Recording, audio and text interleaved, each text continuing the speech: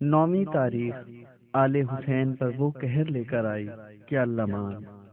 بچوں میں اب رونے کا بھی دم نہ رہا، پھٹی پھٹی آنکھوں سے دیکھتے، خشک ہونٹوں پر زبان پھیرتے، پھر غشی طاری ہو جاتی۔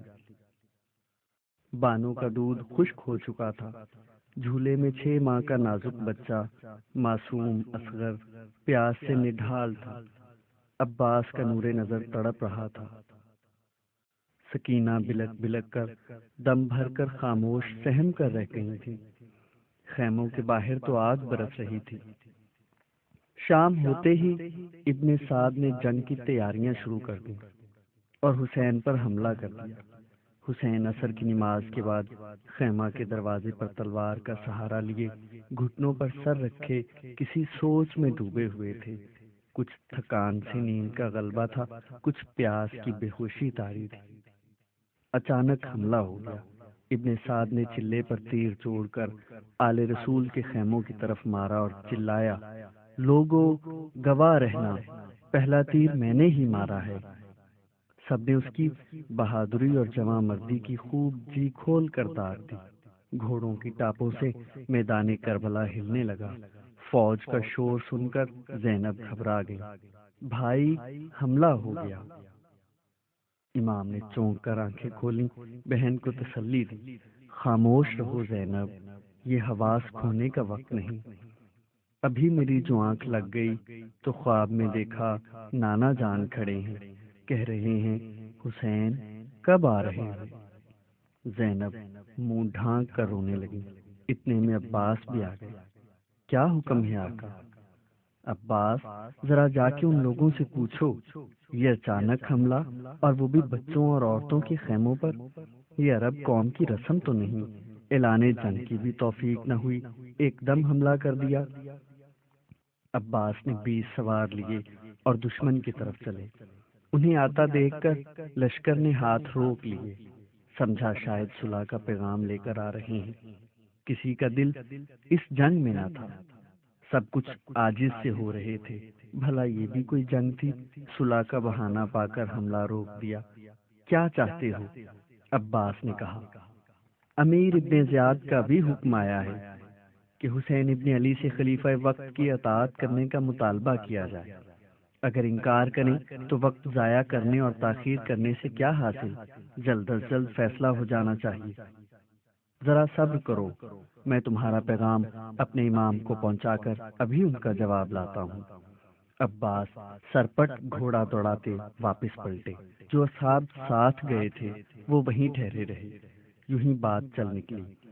حبیب ابن مظاہر فوجیوں کے ایک ممتاز گروہ سے کہنے لگے، یہ تم لوگ کیا کر رہے ہو؟ پیغمبر خدا کے پیارے نواسے کو قتل کرنے کے منصوبے بنا رہے ہو؟ للہ کچھ تو سوچو سمجھو۔ حسین اللہ کے نیک بندے ہیں، انگنت خوبیوں کے مالک ہیں، عبادت گزار اور پرہیزگار، انہیں کس جرم میں قتل کر رہے ہو؟ انہوں نے بیعت سے انکار کیا۔ بیعت سے انکار جرم نہیں، بیعت نام ہے آزاد رائے کا، جس کا جی چاہے کرے ورنہ انکار کر دے۔ بارہا ایسا ہو چکا ہے، کچھ لوگوں نے بیعت نہیں کی، ان سے کبھی کوئی مزاحمت نہیں کی گئی۔ یہ ہم نہیں جانتے، ہم فوجی ہیں، سیاستدان نہیں۔ انہوں نے کچھ تردد کے بعد جواب دیا۔ خلیفہ کو اکثریت کی بیعت حاصل ہے، عمرو بن سعد نے جواب دیا۔ اگر اکثریت خلیفہ کے ساتھ ہے تو پھر وہ ایک حسین کی بیعت پر کیوں بضد ہیں؟ آپ یہ سوال ہم سے کیوں کر رہے ہیں؟ کیونکہ وہ تلواریں جو حسین کے خلاف اٹھ رہی ہیں تمہارے ہاتھوں میں ہیں، خدا کو کیا منہ دکھاؤ گے؟ عزرا بن قیس نے جھلا کر کہا، حبیب، تم کو کبھی علی اور آل علی سے کوئی خاص دلچسپی نہیں رہی، تم کیوں حسین کے پیچھے اپنی جان کے دشمن ہو گئے؟ تم تو شام والوں کے ہم خیال ہوا کرتے تھے۔ اس عجیب و غریب تبدیلی کی وجہ؟ حبیب ابن مظاہر تھوڑی دیر سوچتے رہے، پھر بولے، تم کہتے ہو تو سوچتا ہوں۔ واقعی مجھے حسین سے دشمنی نہ سہی، کبھی کوئی خاص عقیدت بھی نہ تھی۔ نہ میں نے انہیں جانے کے لیے خط لکھے، نہ کبھی ان کی حمایت میں آواز اٹھانے کا خیال آیا۔ پھر اس کایا پلٹ کی وجہ؟ راستہ میں ملاقات ہو گئی، انہیں دیکھ کر بے ساختہ رسول اللہ یاد آ گئے۔ وہ حسن و حسین سے کس درجے محبت رکھتے تھے، اور جب حسین نے بتایا کہ حالات کس درجہ ان کے خلاف ہیں تو میرا جی نہ مانا کہ منہ چھپائے بیٹھا رہوں اور میرے آقا کے نواسے یوں صحراؤں کی خاک چھانے۔ پھر جب حسین نے ساتھ چلنے کو کہا تو جی نہ مانا اور بخوشی تیار ہو گیا۔ بس اتنی سی کہانی ہے، مگر ہم نے تو سنا ہے کہ حسین بجائے فوج جمع کرنے کے ساتھ آنے والوں کو سمجھا بجھا کر لوٹا دیتے ہیں، وہ آپ کو کیوں ساتھ آنے کی دعوت دیتے؟ جبکہ آپ، معاف کیجیے گا، اتنے ضعیف بھی ہو چکے ہیں کہ کوئی خاص مارکا تو سر نہ کر لیں گے۔ ہاں، یہ بھی تم ٹھیک کہتے ہو، مگر ضرور کوئی مصلحت ہوگی۔ اور رہی میرے بڑھاپے کی بات، تو اگر حسین مجھے نکما سمجھتے تو ساتھ کیوں لاتے؟ اس لیے ضرور کوئی خاص بات ہے جو انہوں نے مجھے منتخب کیا۔ خیر، تم خاطر جمع رکھو، اس بڑھاپے میں بھی تم جیسے روبا خصلت پہلوانوں کے چھکے چھڑا سکتا ہوں۔ ارے اس بڑھاپے میں تو کونے میں بیٹھ کر عبادت کیجیے۔ حسین جیسے انسان پر جان قربان کرنا خود ایک عظیم عبادت ہے۔ وہ انسانی حقوق جو خدا نے انسان کو سونپے ہیں، اگر کوئی شیطان صفت ہم سے چھیننا چاہے اور ہم دم سادے بیٹھے رہیں، یہ ہماری بزدلی اور نکمے پن کا ثبوت ہوگا۔ یہ باتیں ہو ہی رہی تھیں کہ عباس آ گئے۔ امام فرماتے ہیں کہ شب بھر کی مہلت دو، صبح جو جی میں آئے کرنا، تمہیں اختیار ہوگا۔ شمر ذل جوشن کو عمر بن سعد پر جاسوسی کرنے کے لیے تعینات کیا گیا تھا۔ اگر اس کے رویہ میں ذرا بھی نرمی نظر آئے تو فوراً اس کے خلاف حفاظتی قدم اٹھایا جائے۔ اسے شمر کی صورت سے وحشت ہو رہی تھی۔ اپنی فرما برداری ظاہر کرنے کے لیے حسین کے خلاف اور زیادہ سختی سے کام لے رہا تھا تاکہ شمر مخبری نہ کر دے کہ اس کے دل میں آل رسول کے لیے جگہ ہے۔ اسے اپنے مستقبل کی بہت فکر تھی۔ وہ شہنشاہ جو دغا اور فریب سے غداروں اور نمک حراموں کی مدد سے تخت و تاج حاصل کرتے ہیں، انہیں کبھی ان پر بھروسہ نہیں ہوتا۔ وہ سمجھتے ہیں یہ حوالی موالی سب بیکار ہیں، صرف مکر و فریب سے ہی حکومت حاصل کی جا سکتی ہے۔ انہیں چاروں طرف مطلبی اور دھوکہ باز ہی نظر آتے ہیں۔ جس پر ذرا سا بھی شبہ ہو فوراً قتل کر دیا جاتا ہے، یا انہیں ایک دوسرے پر جاسوسی کرنے اور ہر قول و فعل پر نگاہ رکھنے کے لیے مقرر کر دیا جاتا ہے۔ اس طرح بھائی بھائی کا دشمن ہو جاتا ہے۔ مخبری سے عروج اور عہدے ملتے ہیں۔ عمر بن سعد پر شمر کو مقرر کیا گیا تھا، خود شمر کی گردن پر دوسرے شیطان سوار تھے۔ یہ سلسلہ اوپر تک پہنچا ہوا تھا۔ اس ماحول میں حسین ابن علی کے وجود کی کوئی کھپت نہ تھی۔ شمر کی خوشنودی حاصل کرنے کے لیے وہ ہر بات میں اس کی رائے لیتے تھے کہ کبھی لپیٹ میں آ جائیں تو اپنے ساتھ اسے بھی گھسیٹ لے جائیں۔ جب امام حسین نے ایک شب کی مہلت مانگی تو پوچھا، شمر تمہاری کیا رائے ہے؟ مہلت دینا پڑے گی۔ عرب قوم پناہ مانگنے والے کو پناہ دینے سے گریز نہیں کرتی۔ ایک شب کی مہلت کے لیے انکار کر دینا ہمارا دستور نہیں۔ کافر بھی مہلت مانگتے تو دینا پڑتی، یہ تو پیغمبر خدا کے نواسے ہیں۔ غرض ایک شب کی مہلت مل گئی اور بڑھتی ہوئی فوج اطمینان کا سانس لے کر پیچھے ہٹ گئی، مگر سب ششو پنج میں پڑ گئے۔ امام نے یہ مہلت کیوں مانگی؟ کیا کہیں سے فوج آنے کی امید لگائے بیٹھے ہیں؟ حسین ابن علی نے جو اپنی خودداری کو بالائے طاق رکھ کر ظالموں سے ایک شب کی مہلت مانگی تو اس لیے نہیں کہ انہیں کہیں سے فوجی امداد کی امید تھی یا اپنی مختصر سی فوج کو کچھ جنگی ہدایات دینی تھی۔ وہ تو بس یہ آخری شب اپنے دوستوں اور عزیزوں کی صحبت میں گزارنا چاہتے تھے۔ پھر ہنگامہ جنگ میں کب مہلت ملے گی؟ جب شہزادی یہ شب خاندان سادات کی زبوں حالی پر گریاں ماتم کنا سیاہ زلفیں بکھرائے ہوئے آئی تو ہر چہار طرف گل ہوا، لو پیاسے حسین کی شہادت کی رات آ گئی۔ جناب امیر کی روح پیاسی اور بے قرار میدان کربلا میں سرگرداں تھی، فضا سوگوار تھی۔ اس رات پیغمبر اسلام کے خاندان نے کیا کیا مصیبتیں اور غم سہے، خدا دشمن کو بھی ایسی اندھیاری رات نہ دکھائے۔ غم و اندوا سے چاند کا چہرہ اترا ہوا تھا، ستارے مردہ انسانوں کی بے نور آنکھوں کی طرح ٹمٹما رہے تھے، حور و گلمان ماتم کنا تھے، خدا ایسی ہولناک شب پھر نہ لائے۔ آل رسول کے خیموں پر غم و ہراس کے بادل چھا رہے تھے، فضا میں ہلچل تھی، آندھی ایسے جی چھوڑ کے چل رہی تھی کہ دل تہو بالا ہوئے جاتے تھے، چراغ بجھے جاتے تھے، ہر چہار طرف خاک اڑ رہی تھی، درندوں کی دہاڑ سے سہمے ہوئے بچے ماؤں کی گود میں سمٹ آئے تھے۔ ہر لمحہ یہی لگتا تھا کہ اب ڈر سے ان کا دم نکل جائے گا۔ بیبیاں خاموش آنسو پیے بچوں کو کلیجے سے لگائے بہلا رہی تھیں، دعائیں پڑھ پڑھ کر پھونک رہی تھیں۔ سب سے زیادہ زینب بنت علی مضطرب تھیں۔ سر شام ہی سے منہ اترا ہوا تھا، مسلسل آنکھوں سے خون کے آنسو جاری تھے، جانے حزین پر ایک کرب ستاری تھا، کبھی تڑپ کر اٹھ بیٹھتی، پھر تھک ہار کر گر جاتی۔ جب کلیجہ پر چھریاں سی چل رہی ہوں تو چین کیسے آ سکتا ہے؟ اس وقت سب دوست احباب، بھانجے بھتیجے اور بیٹے حسین کے وسیع خیمہ میں جمع تھے۔ جنہیں اندر جگہ نہ ملی وہ ادھر ادھر کھڑے یا بیٹھے تھے۔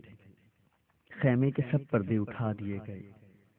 امام کے ایک پہلو میں علی اکبر تھے، دوسرے بازو قاسم ابن حسن تھے، عباس کے چھوٹے بھائی جعفر، عبداللہ اور عثمان بیٹھے تھے، ان کے پاس ہی اون اور محمد بیٹھے تھے، خود عباس سامنے مؤدب دو زانو بیٹھے تھے۔ سب نے یک زباں ہو کر بار بار وفاداری اور جان نثاری کی قسمیں کھائیں۔ امام حسین ابن علی نے بڑے پیار سے اپنے عزیزوں اور دوستوں پر نظر گھمائی، ان کا مرجھایا ہوا چہرہ یکلخت تر و تازہ پھول کی طرح کھل اٹھا۔ حسین نے فرمایا، تاریخ گواہ ہے کہ میرے دوستوں جیسے مخلص دوست اور میرے عزیزوں جیسے پیارے کبھی یوں ایک جا جمع نہیں ہوئے۔ آج تمہیں اپنے پاس پا کر مجھے اپنی قسمت پر بڑا ناز ہو رہا ہے۔ میرا سر غرور سے بلند ہے، میرے پاس وہ الفاظ نہیں جن سے تمہارا شکریہ ادا کر سکوں۔ تمہاری غمخواری اور محبت سے بڑھ کر دنیا میں میرے لیے کوئی لشکر نہیں، کوئی ہتھیار نہیں۔ پھر حسین نے حکم دیا، سب چراغ گل کر دیے جائیں۔ اندر باہر گھور اندھیرا چھا گیا، صرف امام کی آواز ایک نورانی آبشار کی طرح خاموشی کو اجاگر کرتی رہی۔ اس وقت جو کچھ تم مجھے دے رہے ہو اس کا نعم البدل نہیں، خدا ہی میرا یہ قرض اتار سکتا ہے۔ ابھی تک تو مجھے کچھ موہوم سی امید تھی کہ حالات زیادہ خراب نہ ہوں گے، وطن چھوڑ دینے کے بعد مجھے دنیا چھوڑنے پر مجبور نہ کیا جائے گا، میں سکون سے ایک غیر معروف کونے میں ایک پرامن شہری کی زندگی گزار سکوں گا۔ لیکن اب یہ امید بھی ختم ہو گئی۔ بس اب میں تم سے اپنے عہد و پیمان اٹھائے لیتا ہوں، تمہیں اطاعت کے بار سے سبکدوش کرتا ہوں اور بخوشی اجازت دیتا ہوں کہ تمہیں جس طرف پناہ ملے چلے جاؤ۔ رات کا وقت ہے، اندھیرا چھایا ہوا ہے، اسے غنیمت سمجھو، اپنی اپنی سواریاں تیار کرو اور صبح ہونے سے پہلے نکل جاؤ۔ تم میں سے ہر شخص میرے عزیزوں میں سے ایک ایک کا ہاتھ پکڑ لے اور مختلف شہروں کی طرف روانہ ہو جائے۔ یہ لوگ صرف میرے خون کے پیاسے ہیں، جب مجھے پا لیں گے تو تمہارا پیچھا نہ کریں گے۔ عزیزو، میں نے چراغ گل کر دیے ہیں، اس اندھیرے میں کوئی کسی کو نہ دیکھ سکے گا، مروت کا احساس قدم نہ روکے گا۔ خیمے میں خاموشی طاری رہی، نہ سرسراہٹ ہوئی، نہ کسی نے پہلو بدلا، صرف حسین کا دل دھڑک رہا تھا، سانس تک کی آواگون رک گئی تھی۔ امام نے آنکھیں بند کر لیں، کانپتے ہوئے ہاتھوں سے ایک شمع روشن کی۔ اس آخری شمع کی روشنی میں جو امام نے اپنے ہاتھوں سے آخری بار روشن کی، انہوں نے دیکھا سب اسی طرح اپنی اپنی جگہ پر موجود ہیں، کوئی اپنی جگہ سے ہلا بھی نہیں۔ خیمہ میں سناٹا چھایا رہا، جذبات کی فراوانی نے زبانیں بند کر دی۔ پھر عباس نے عزیزوں کی نمائندگی کرتے ہوئے کہا، خدا نہ کرے کہ ہم آپ کے بعد زندہ رہیں۔ پھر مسلم بن اسجع نے کہا، یا حسین، خدا کی قسم ایسا ہرگز نہ ہوگا، آپ کے دشمن میرے دشمن ہیں، جب تک میرے ترکش میں تیر ہیں، ہاتھ میں نیزہ اور تلوار ہے، میں ان نابکاروں سے لڑتا رہوں گا۔ اگر میرے ہتھیار ناکارہ ہو گئے تو ان پر پتھر برساؤں گا، اگر مجھے 70 بار قتل کیا جائے، پھر دوبارہ زندہ کر کے میرے جسم کو شعلوں کی نظر کر دیا جائے، پھر جل جانے کے بعد میری رات کو دشت و بیاباں میں منتشر کر دیا جائے، تب بھی میں آپ کے دشمنوں سے لڑتا رہوں گا۔ آپ کا ساتھ میں ہرگز نہ چھوڑوں گا۔ ہم میں سے کسی کو اپنی جان آپ سے زیادہ پیاری نہیں۔ اس جنگ سے ہٹنا اپنی ضمیر سے فرار ہے، ہمیں مجبور نہ کیجیے۔ ہم میں سے کسی کو اپنی جان آپ سے زیادہ پیاری نہیں۔ اس جنگ سے ہٹنا اپنی ضمیر سے فرار ہے، ہمیں مجبور نہ کیجیے۔ ہم آپ کا حکم ہرگز نہ مانیں گے، اور یہ احساس کہ ہم اپنی عزیز ترین دوست اور آقا سے نافرمانی کر رہے ہیں سہانے روح بن رہا ہے۔ للہ ہم پر سے یہ پابندی اٹھا لیجیے۔ امام کی آنکھوں سے بے اختیار آنسو بہنے لگے۔ وہ خاموش اس شمع کو دیکھتے رہے جو دنیا میں انہوں نے آخری بار روشن کی تھی۔ اس کی روشنی ابھرتے سورج کی طرح دم بدم بڑھتی گئی۔ میرے پیارو، یہ اب میری جنگ نہیں رہی، ہم سب کی جنگ ہے۔ ہمارا انجام جو بھی ہو ایک ساتھ ہوگا۔ آج ہم الگ الگ افراد نہیں، ایک مضبوط ارادہ ہے، انمٹ یقین ہے۔ اس شمع کی طرح روشنی کا مخزن ہے۔ فتح آخر میں ہماری ہوگی۔ پھر انہوں نے باری باری سب کو گلے لگایا اور کہا، آؤ اپنے بچوں سے بھی دو باتیں کر لیں۔